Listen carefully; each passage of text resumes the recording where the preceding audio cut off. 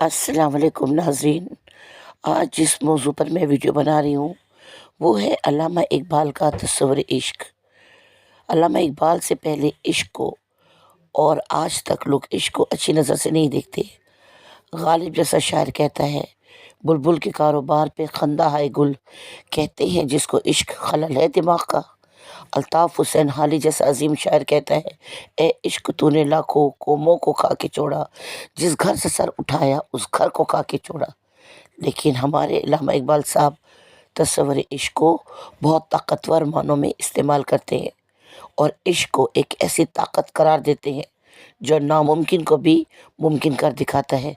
इश्क एक जज़्ब ने तय कर दिया फ़ासला तमाम, इस ज़मीन व आसमां को बेकरार समझाता मैं।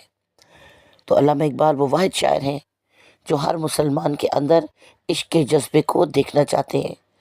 इश्क अगर आप मस्बत मानों में इस्तेमाल करें तो ये वो ताकत है जो दुनिया को तस्खीर कर सकती है, जो दुनिया को आपके कदमों पर झुका सकती है।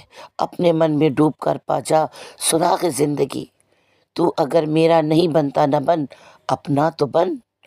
तो ये तस्वुर इश्क है जो हर मुसलमान को एक इनफरादी क़ुव्वत दे रहा है। उम्मीद है कि हमारी कौम का हर नौजवान तस्वुर इश्क को मस्बत मानों में इस्तेमाल करके मुल्क को और कौम को कहाँ से कहाँ ले जाएगा। आपका वीडियो देखने का बहुत बहुत शुक्रिया। अल्लाह निगहबान।